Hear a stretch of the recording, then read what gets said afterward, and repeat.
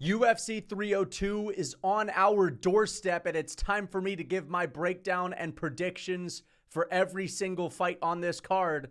They don't call me the janitor for nothing. That's because I clean up shop when it comes to picks. We are undefeated on main events this year for pay-per-views, and I look to extend that to a 7-0. I believe that would be 7-0 for this year, unless Dustin Poirier, old gritty old DP, goes in there and shocks the world. Either way, it's time for me to give my predictions. I actually really like this card. I think this is a sick card. The main event is a little underwhelming, but good prelims underneath, so that should be good. As always, check the timestamps in the description if you want to hear a take of mine on a particular one of these fights. Without further ado, let's get into this, starting with Andre Lima, the guy that got bit, versus Mitch Raposo. Now, Mitch Raposo is filling in on short notice. He stepped into this fight a couple days ago, I believe, on a nice win streak, but his level of competition just isn't there. It's not good. That's all I got to say. Mitch Raposo's level of competition, I'm watching this guy fight, and he's putting up decent performances, but it's just, he's having very competitive fights with guys that are like 4-3. And he's getting a finish in the third round, and the announcers are hyping him up, and they're saying, Mitch Raposo's the first guy to finish Bob Bopper or whatever. And Bob Bopper is like 4-3. They're treating this guy like he's, prime Habib or some shit. First guy to finish him. Andre Lima looked pretty decent in his last fight against Severino, the guy that bit him in the arm. And he was lighting this dude up with step-in elbows and rocking him. And whenever he would get taken down, he would get right back up to his feet. He looks fast. He looks dangerous as well. And I think that Mitch Raposo is a little bit slow. I think his wrestling is a little bit underwhelming. And, Andre Lima is a black belt in jiu-jitsu as well. So even if this does go to the ground, I think that Andre Lima might even get the better of Mitch Raposo. And also, Mitch Raposo's taking this on short notice, all right? Like a couple days notice. So that's not a good sign. It's good that he's getting another crack at the UFC after getting submitted by Jake Hadley on the Contender Series. But, yeah, I'm going to go with Andre Lima. I think Lima's going to get this one done. Hopefully not by getting bit again, but I think he's going to get this one done by decision. So I'm going to go with Andre Lima. He'll extend his record to 9-0. Let's get on to the next one. Ailin Perez versus Joselyn Edwards. I mean, this is a really tough fight to break down. Joselyn Edwards is, she's a bit of a marauder. But Ailin Perez, she's on a hot streak, man. And she's just been beating people up and punching people in the face. And Joselyn Edwards, don't get me wrong, she's got a good kickboxing game, but she kind of lost her last fight. All right, I feel like there was a robbery there. And Ailin Perez, she's on a bit of a mean streak. She's a fan favorite, and the UFC kind of wants her to win. I think the marketing machine knows what they're doing here, but I think Ailin Perez is going to get this one done, and I think she might get this one done on the ground. I think she might take Joselyn Edwards down, and listen, everyone talks about Joselyn Edwards' takedown defense, but I just don't know if it's there. I don't know if it's there, so I'm going to go with Ailin Perez by a decision, okay? We're going with Ailin Perez by decision. Let's get on to the next one. Gall versus Bassil Hafez. The sauce man is back. Bassil Hafez pushed an insane pace on short notice against Jack Della Maddalena. I can't believe people thought that he won that fight. That's just delusional. But he did do well in that fight, and he showed a really good version of himself. And the fact that he could push a pace against someone as good as Jack Della Maddalena with the wrestling on short notice, a few days' notice, is insane. All right? I think Gall is going to get destroyed in this fight. I know that people look at Gall and they say he's got really good jiu-jitsu, and that's probably his bread and butter, but he's getting out-wrestled by Mike Perry. All right? This guy got ground and pound TKO'd by Diego Sanchez, and he's coming off of a loss. The last time he fought was 2022 on like a, what was it? Let me just remind myself. I think, who did he lose to? Mike Mallet. Okay, that's not a horrible loss. I mean, Mike Mallet ground and pound TKO'd him in the first round. But back then, Mike Mallet was not really a known name, right? So it's not like, holy shit, Mike Mallet's, like, we didn't really know who he was back then. He's a decent fighter. Fair enough, he got fraud checked by Neil Magny, but he still took 2 rounds off of Magny. He's not some bum. But I just see that these wrestlers, strong wrestlers that are explosive, they usually get the better of Mickey Gall. And I'm going to pick Bassil Hafez to kind of run through Mickey Gall, easily take him down, push an insane pace on him. I think he's going to push a crazy pace on him now that he has a full training camp. And I think he's going to ground and pound TKO him or submit him in the first round. All right, and on the feet, Gall just doesn't have anything to offer. He's not dangerous on the feet. I think that Bassil Hafez, fair enough, he got his ass whooped by Jack Della Maddalena. He's made out of titanium, dude. The fact that this guy didn't get KO'd when JDM had him up against the fence and he was just teeing off on him, Bassil Hafez is going to be able to walk through whatever the heck Mickey Gall has to offer on the feet. And he's going to be able to land shots of his own. And I'm pretty sure this guy hits hard if you just look at him. So I'm going to go with Bassil Hafez by a first-round finish on the ground and pound. Let's get on to the next one. Niko Price versus Alex Morono. Niko Price has to be the oldest-looking 34-year-old I've ever seen in my entire life. It feels like Niko Price is 52 with all the miles that he has on him, with the way that he looks. Morono's young too. I thought Morono was like 36. Morono's like 33 years old. Both of these guys look like old heads. Both of them fight like old heads. Morono just isn't in good shape. Niko Price is, but Niko Price just is slow as a tortoise. And Morono, even though he's not in good shape, he's not gotten fucked up as much as Niko Price. Niko Price is coming off of a couple of bad KO losses to Robbie Lawler. Ruthless Toothless Lawler, knocking out Niko Price with an uppercut, which didn't even seem to land that hard.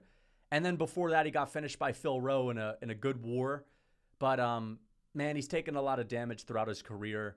He doesn't look as dangerous and as quick twitch as he used to. And Morono, even though Morono looks like a pushover, he's always a tough out. And I think Morono, he's got a decent submission game. He's got a nice guillotine. And he's in there having a competitive fight with Joaquin Buckley. He's going tit for tat with him. He's coming off of a good win over Court McGee. And I think that he's going to take Niko Price, who is an old head. Even though he's 34, he's an old head in terms of the miles on him, how much damage he's taken. And I think he's going to stick behind those basics. And I think he's just going to land the better shots and maybe even get himself a finish. Either way, I think Morono's a little bit more solid, a little bit more technical, a little bit cleaner on the feet. And Niko Price, just a bit of a wild man, but doesn't have the same sort of impact on his shots and the same sort of speed that he used to. I think the wars are catching up to him. So I think that I'm going to go with Alex Morono by a decision. So let's get on to the next one. Phil Rowe versus Jake Matthews. Really good fight. Interesting fight. Now, Phil Rowe looked horrible against Neil Magny, and I picked him to win because I was saying, if Phil Rowe doesn't engage in the clinch, he doesn't have to worry about the ground game because Phil Rowe has decent grappling. As long as he stays out of the clinch, he should win. He runs right into the clinch. He even said after the fight, my goal was to test the clinch game, which is the dumbest shit I've ever heard in my entire life. If there's any place Magny's the best at, it's in the clinch. But Phil Rowe is not going up against a guy that likes to fight in the clinch. He's going up against a guy that likes to box at range, that will every now and then mix in a takedown. Jake Matthews, pretty well-rounded, but he's just kind of mid, to be honest. And I think that Phil Rowe, he's not great. He showed some horrible fight IQ against Neil Magny, but he has a serious reach advantage. He's extremely fast in the opening minutes of a fight. And Jake Matthews is pretty durable. Don't get me wrong, but I think that Phil Rowe is going to be able to beat him up early. And if Jake Matthews tries to mix in the grappling, I don't think he's going to have that much success. I think Phil Rowe, who's had a bunch of grappling tournaments, and I know it's like, a little bit cliche because he's grappling with Gordon Ryan, and people are like, well, he's grappling with Gordon Ryan, but he's getting his ass whooped against all these guys. Craig Jones, Gordon Ryan, they're all whooping his ass. So maybe it's not the best thing to bring up. It's like Ikram Aleskadov getting hyped for getting KO'd with an uppercut against Khamzat Chimaev. But I think that if you're doing all this grappling, if you're always competing in jiu-jitsu against these high-level guys, there must be some passion there for jiu-jitsu. And I think he's going to be pretty decent. He's got a couple of submissions in his career. I just think he's going to be a little bit too fast for Jake Matthews. And I think Jake Matthews is going to struggle to close the distance on Phil Rowe early. So I'm going to go with Phil Rowe by decision. And Jake Matthews doesn't really push a crazy pace, right? Phil Rowe kind of gassed out against Niko Price. Still finished him, but Niko Price was going after him the whole fight, charging him down like a bull.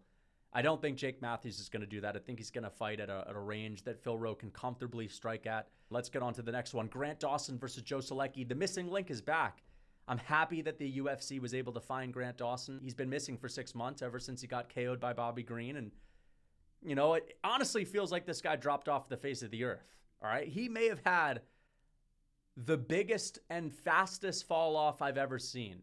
From having, you know, the UFC documentary crew do a whole thing about him, as they always do with people that are main eventing fight nights, till now, Grant Dawson had the fastest plummet ever when it came to aura. There was a bit of an aura that Grant Dawson had, bit of an aura going into that Bobby Green fight.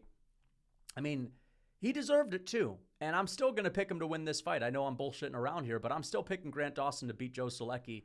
I think Grant Dawson's just a faster, slicker version of Joe Solecki.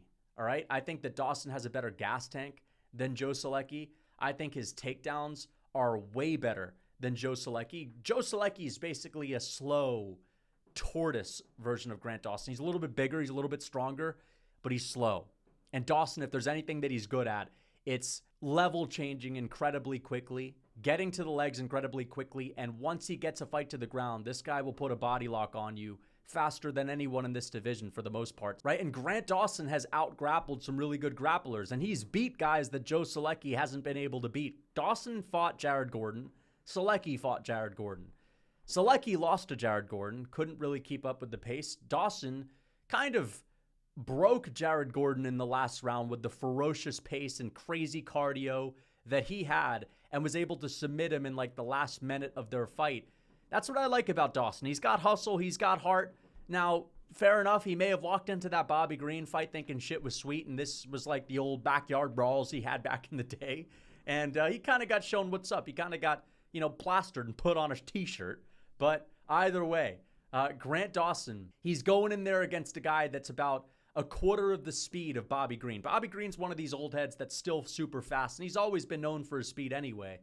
Joe Solecki's known for being a bit of a slowpoke. I'm going with Grant Dawson to win this fight. I think he's going to out-grapple Joe Solecki. He's taken a decent amount of time off since he got brutally knocked out by Bobby Green. But I'm liking the mentality from Dawson. Seems like a great guy overall. Seems like a humble guy, and he's a hard worker. He's got hustle. Joe Solecki, he's really just a jiu-jitsu guy for the most part. Doesn't have a whole lot to offer on the feet. Dawson's got some nice front kicks up the middle. Before the Bobby Green fight, honestly, I was saying he had a decent chin, but I guess not. Either way, you look at the way Dawson's out grappling guys like, what's his name? Damir Ismagulov. Talking about people that have kind of fallen off. I mean, he was humiliating Damir Ismagulov and embarrassing him. The most humiliating position I've ever seen someone in the grappling. I'm really liking what I'm seeing from Grant Dawson. I really do. All right. And I don't think that he's going to get caught in this fight. I'm going to pick Grant Dawson by a decision on the ground. All right. I think it's going to be a 3-round grappling fight where Grant Dawson gets the better of Joe Solecki. I don't think this is one of those, this is going to cancel out moment between two grapplers. I think Dawson's a little bit too slick for Joe. And he's going to take him down, and he's going to win every single round on the ground, backpacking, transitioning and getting into better positions, and just being a little bit too fast for Joe Solecki on the ground. So let's get on to the next one. On to the main card. Roman Kopylov versus Cesar Almeida. Now, I know a lot of people are totally counting out Roman Kopylov going into this one for multiple reasons. The first one being he just got destroyed by Anthony Hernandez. And the second reason being Cesar Almeida is a former Glory kickboxer that has even gone to decision with people like Alex Pereira. Cesar Almeida undefeated in MMA. He's 5-0. Roman Kopylov has taken some losses. But this is the first thing I want to say.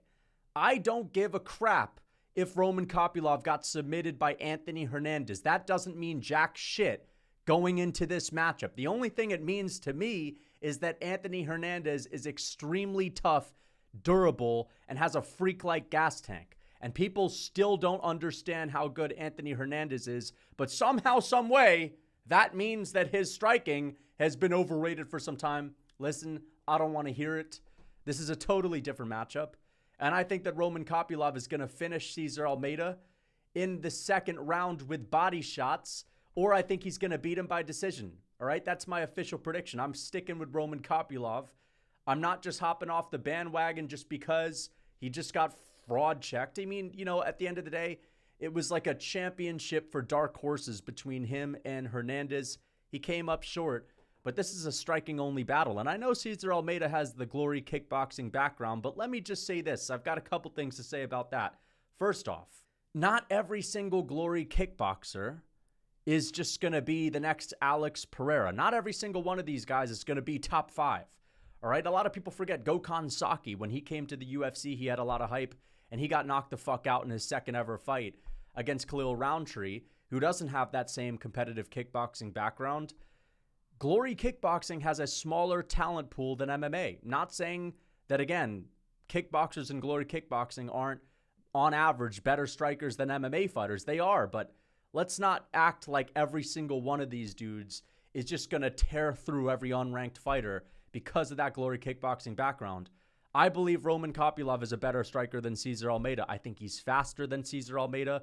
He's 3 years younger. Not a big difference, but Cesar Almeida's 36 years old.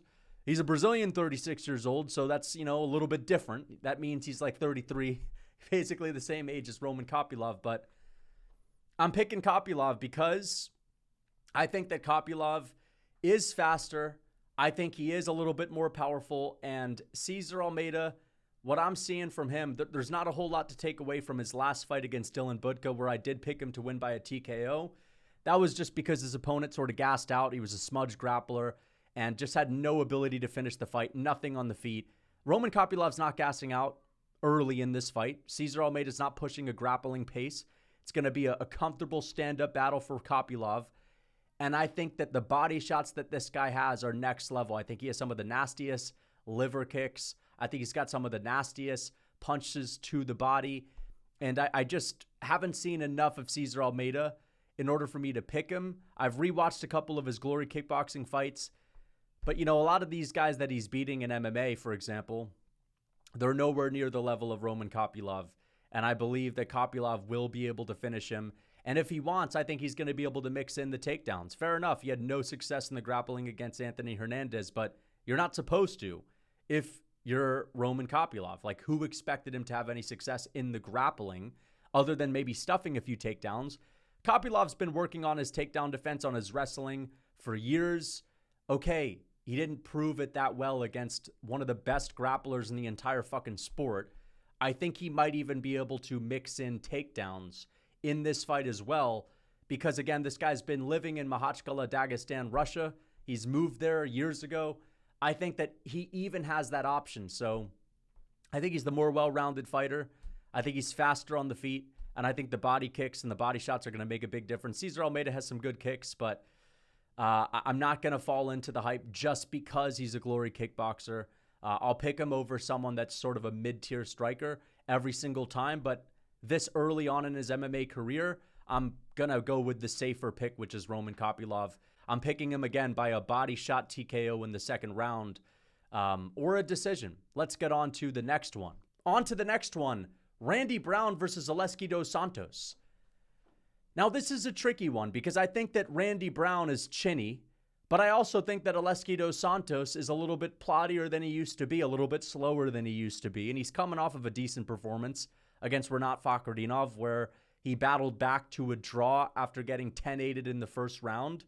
But I think Rinat Fakhretdinov, he's got a big overhand, and he's got some winging hooks, and he's got a blast double leg, and he doesn't have a great gas tank. I think he's a little bit easier to deal with on the feet in the later rounds, whereas Randy Brown is not really known for gassing out, right? He's always going to give you the same sort of output every single round. The question is, can Zaleski dos Santos close that distance?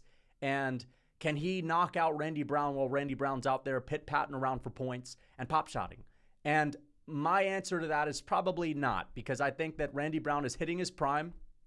I think he looked really fast in his last fight against Muslim Salikov, where Salikov is kind of known for his unorthodox kung fu style, where he's fast and he can throw these spinning attacks out of nowhere. Zaleski dos Santos used to be that guy, but I'm seeing a little bit more of a plodster these days, a little bit more of a, he's a little bit stationary and he'll move forward and he's tough in his game, but I think he's going to be there to be hit. with the jab of Randy Brown, and I think he's going to be there to be kicked to the body with teeps up the middle. And I just see Randy Brown being a little bit faster than him. I think he's going to win this fight via decision.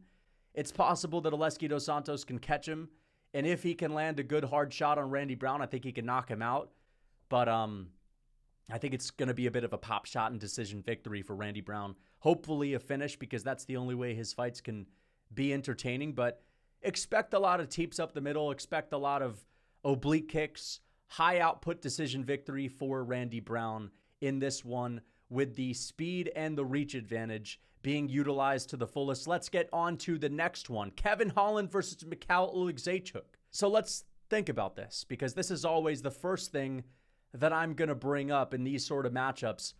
Former light heavyweight versus former welterweight. And I know Kevin Holland's fought at middleweight before. I get that. But I feel like at this point, a lot of his career has been spent at welterweight. He's not taking his career as serious as I would like him to, but I still think that he is going to beat Michal Oleksiejczuk. And I think he's going to get this one done by decision or a submission. A lot of people are going with submission because Michal Oleksiejczuk's weakness seems to be submissions. Now, he was rocked early against Michel Pereira, hurt to the body, and finished via a rear naked choke.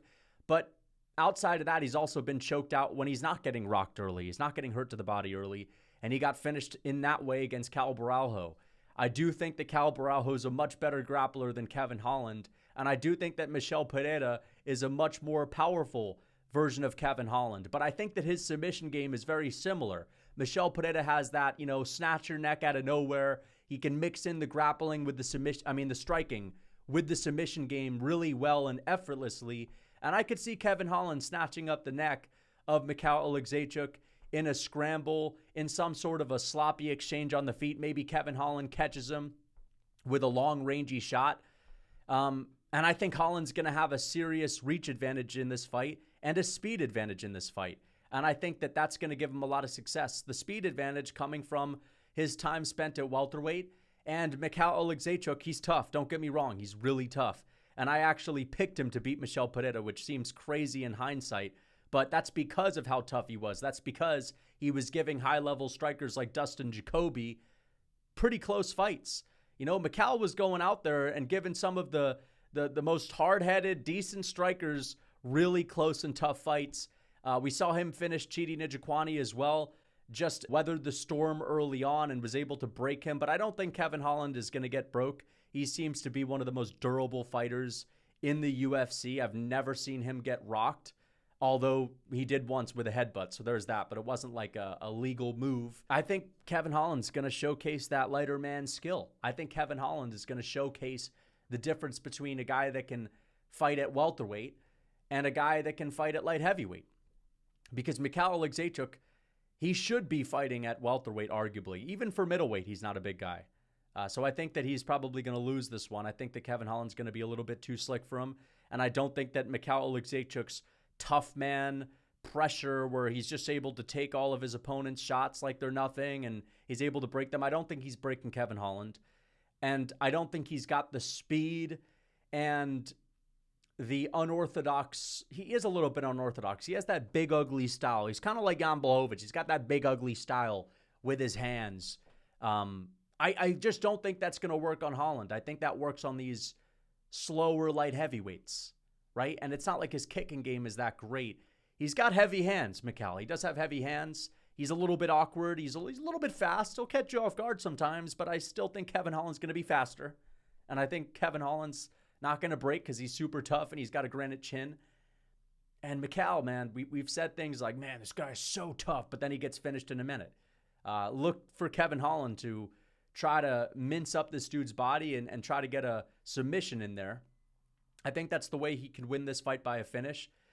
Either way, I think he's going to get it done by decision. Okay, Kevin Holland always seems to bounce back after an embarrassing loss outside of the Khamzat Chimaev to Wonderboy fight. Actually, maybe that's not always the case, but I am going with Kevin Holland. He's going to be faster. He's going to be much better at playing the range game than some of these other guys that Michal has fought. Dustin Jacoby's real good. That was a close fight that he had with Michal, but I just see Kevin Holland being a little bit trickier, a little bit more unorthodox. and he's got the submission game that Jacoby doesn't. So Kevin Holland, more ways to win, picking him by decision or submission in this fight. Let's get on to the next one. Jailton Almeida versus Alexander Romanov. I don't remember Alexander Romanov being as fat as he is. When I rewatched his fights, I was kind of shocked at just how overweight this guy is and how out of shape he is and how horrible his gas tank is. Now, I know this is a grappler versus a grappler matchup, and this can sometimes be an interesting battle, but it isn't an interesting battle. This is a fat guy who's got a decent hip toss and a big blubbery takedown, and he's got sloppy striking. Him and Blagoy Ivanov are slugging it out and stinking it up. Just a classic fat heavyweight that happens to have some grappling on the side. Romanov has had some decent finishes in his career, absolutely, but he's too slow. He's too out of shape.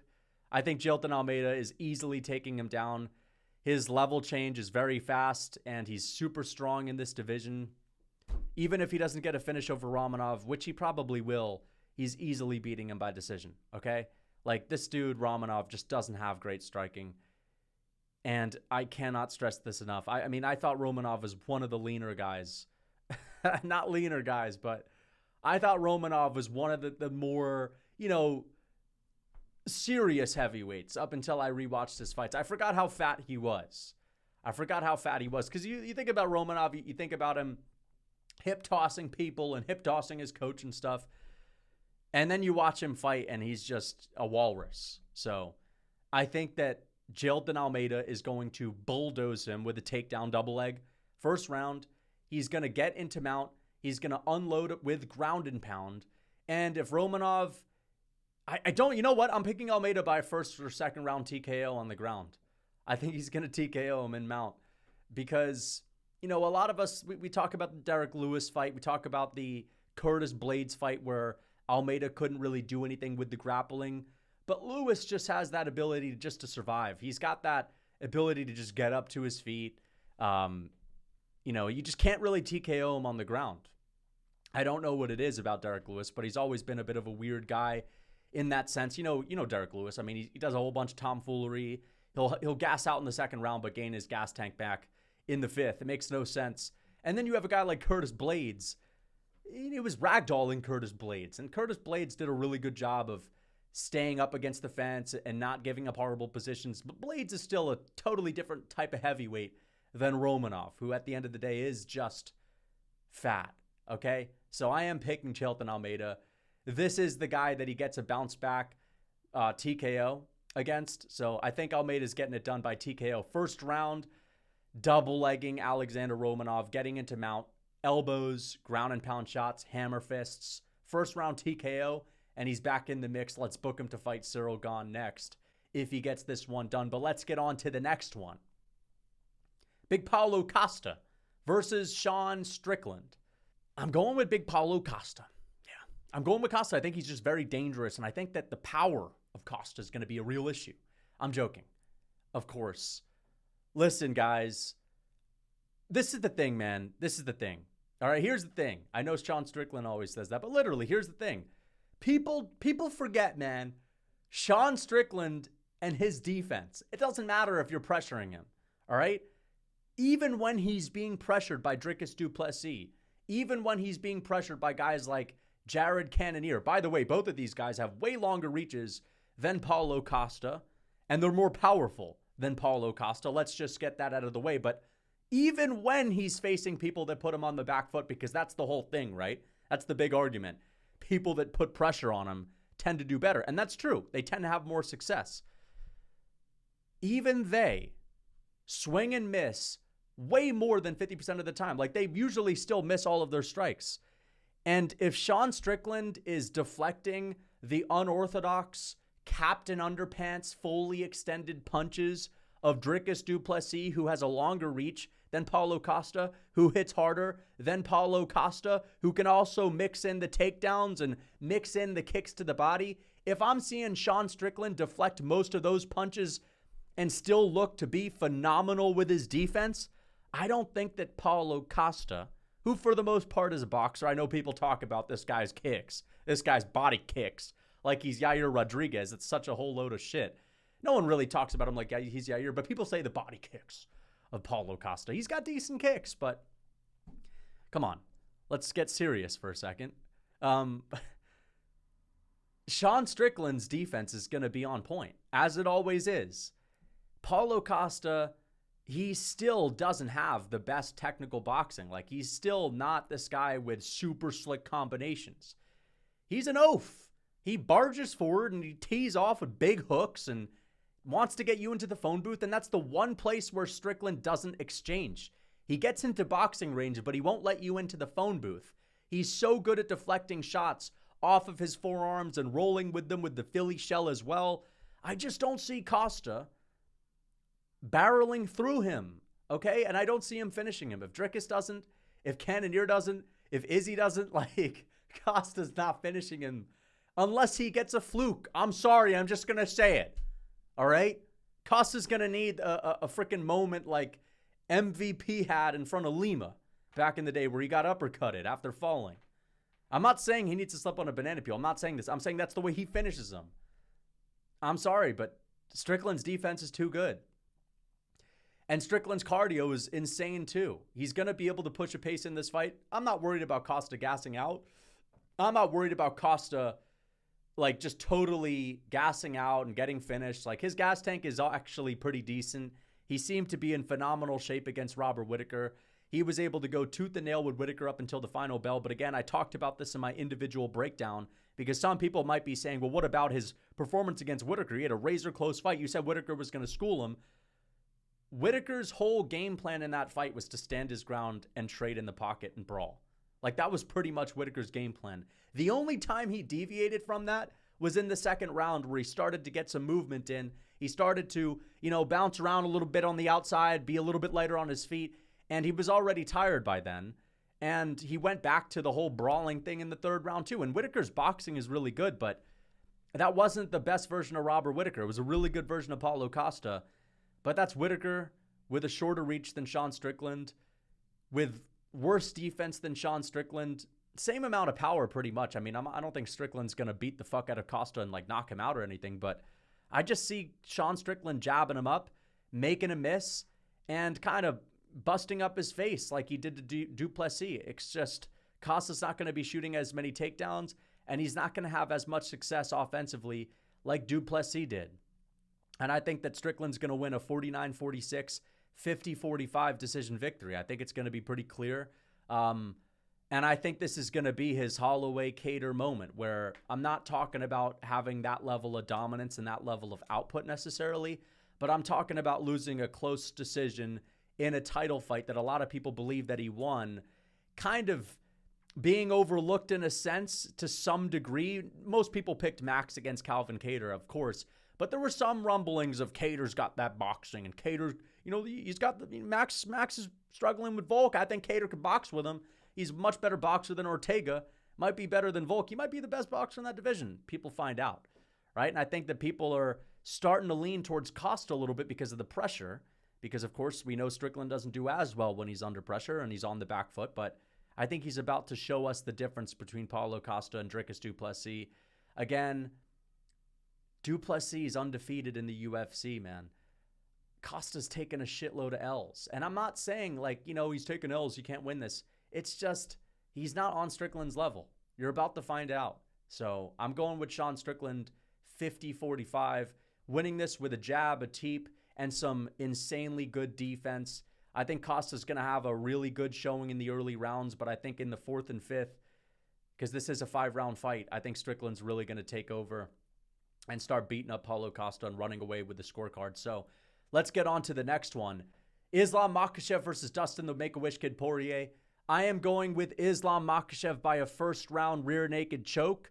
I could see him getting a head and arm triangle in the first round as well. I could possibly see him getting a Von Flue choke if Dustin Poirier goes for the guillotine and Islam Makhachev moves over into half guard. But either way, I think that Makhachev is getting this one done by submission. I know that people are talking about his coach saying that he can outstrike Poirier and that he's actually on the same level when it comes to boxing and when it comes to Muay Thai. I obviously think that he's not on the same level when it comes to boxing, but I am a little bit surprised with how many people are acting like that was a huge stretch. And don't get me wrong, I do think that Poirier is the better striker. If this is a stand-up only battle, I think Poirier wins. But let's not forget that Islam Makhachev outstruck Volkanovski in their first fight and knocked him out in the second fight. I know that Volk just got KO'd by Ilia Topuria and he lost his aura, and we don't really view him as the same guy that we looked at a couple of years ago, but still, that's extremely impressive, okay? Charles Oliveira was going tit for tat on the feet with Poirier, got dropped in the first round, but either way, he was having success with Poirier on the feet. Couldn't graze Islam Makhachev, all right? Makhachev's defense is ridiculously good.